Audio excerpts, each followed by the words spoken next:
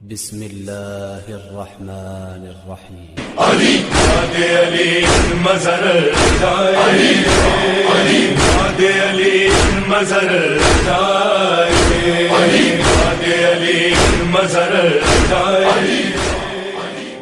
بالله العلي العظيم. أعوذ بالله من الشيطان الرجيم. بسم الله الرحمن الرحيم. الحمد لله رب العالمين والصلاة والسلام على سيدنا ونبينا وشفيع ذنوبنا وطبيب نفوسنا مولانا مولى الثقلين جد الحسن والحسين بن قاسم محمد وعلى أهل بيت الطيبين الطاهرين المعصومين المنتخبين المظلومين. أما بعد فقد سبحانه تبارك وتعالى وقوله الحق. بسم الله الرحمن الرحيم. ادعوني استجب لكم. مومنین کرام، ماہ مبارک رمضان کی آج 13ویں تاریخ ہے اور آج سے 3 دن تک دعاؤں کا سلسلہ جاری و ساری رہے گا، اور اس 13 اور 14 اور 15 ماہ مبارک رمضان کو ایام البیض کہتے ہیں، اور اس 3 دن تک ہمیں چاہیے کہ ہم اللہ سے دعا کریں. اللہ کی بارگاہ میں ان 3 دنوں میں خاص طور سے دعا قبول ہوتی ہے، اور آج کی تاریخ مخصوص ہے دعائے مجیر سے. ہمیں چاہیے کہ آج اور کل اور پرسوں 3 دن تک دعائے مجیر کی تلاوت کریں.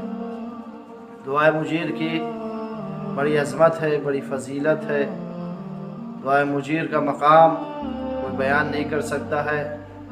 آپ مفاتیح الجنان اٹھا کے دیکھیں، اس میں شیخ عباس قمی نے باقاعدہ اس کے فضائل لکھے کہ دعائے مجیر کی عظمت کیا ہے، دعائے مجیر کی فضیلت کیا ہے، دعائے مجیر کا مقام کیا ہے. سب سے بڑی عظمت یہ ہے کہ ہمارے آخری پیغمبر ختمی مرتبہ حضرت محمد مصطفیٰ صلی اللہ علیہ وآلہ وسلم پر یہ دعا اللہ نے نازل کی.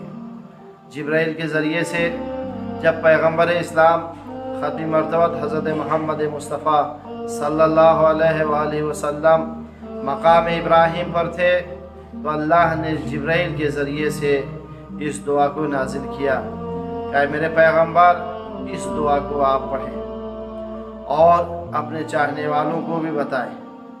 تو یہ دعائے مجیر یہ مخصوص 3 دنوں کے لیے نازل ہوئی، اور یہ مخصوص 3 دنوں میں پڑھی جاتی ہے. ویسے تو ہر دعا کبھی بھی پڑھا جا سکتا ہے، لیکن ایام بیض میں یہ خاص طور سے ماہ مبارک رمضان میں پڑھی جاتی ہے، اور اسے پڑھنا بھی چاہیے. اس کی فضیلت کے لیے صرف میں 2 جملے کہوں گا کہ عظمت اور فضیلت یہ ہے کہ اگر اس دعا کو کسی مریض پہ پڑھ دیا جائے خلوص دل کے ساتھ، تو اللہ اس مریض کو شفا عطا کرتا ہے. اگر کوئی غریب اس دعا کو پڑھتا ہے تو اللہ اسے غنی کر دیتا ہے. اس دعا کے پڑھنے والے کی حاجتیں قبول ہوتی ہیں. یہ دعا ہمیشہ چاہیے کہ پڑھا جائے. اگر کوئی حاکم جابر پریشان کر رہا ہے تو اس دعا کو پڑھ کر آپ جائیں تو آپ کے حق میں وہ خاشع ہو جائے گا. لہذا اگر مریض پہ پڑھیں گے تو اللہ مریض کو شفا دے گا. توانگر پڑھے گا تو غنی ہو جائے گا. کسی بھی حاجت کے لیے اگر یہ دعا پڑھی جاتی ہے تو اللہ اس حاجت کو برا ہوتا ہے، اس کی حاجت کو پوری کر دیتا ہے. لہذا دعائے مجیر کی عظمت بے حساب ہے. ہمیں چاہیے کہ ہم اس دعائے مجیر کو پڑھیں، اور پڑھنے کے بعد امام وقت کے خدمت میں ہدیہ کریں اور اپنے وقت کے امام سے دعا کریں. اللہ سے دعا کریں کہ ہمارے وقت کے امام کے ظہور میں تعجیل کرے، تاکہ وہ زمانہ ہم در کر سکیں جو امام زمانہ کے حضور کا زمانہ ہوگا. ایک تقریر ہم امام کی زبان سے سن سکیں۔ اللہ ہمارے وقت کے امام کے ظہور میں تعجیل کرے تاکہ ہم امام کے سپاہیوں میں شمار کیے جا سکیں، اور یہ دعا حتمی پڑھنا چاہیے جہاں جہاں تک یہ آواز جا رہی ہے۔ سب سے گزارش ہے کہ آج اور کل اور 15 ماہ مبارک رمضان، یعنی 13 ماہ مبارک رمضان، 14 ماہ مبارک رمضان اور 15 ماہ مبارک رمضان کو خاص طور سے اس دعا کو پڑھیں اور اپنے وقت کے امام کے ظہور کے تعجیل کے لیے اللہ سے دعا کریں۔ اللہ اس دعا کو قبول فرمائے گا انشاءاللہ۔ اور ہمیں چاہیے، ماہ مبارک رمضان چل رہا ہے، دعا مسلسل کرتے رہیں، اور ضروری نہیں ہے کہ دعا صرف اپنے لیے مانگی جائے، نہیں عزیزان گرامی، دعا ہمیشہ دوسروں کے حق میں کرنی چاہیے۔ جب ہم دوسروں کے حق میں دعا کریں گے تو اللہ ہمارے حق میں خود بخود دوسروں کے دلوں میں یہ ودیت کرے گا کہ ہمارے لیے دعا کریں۔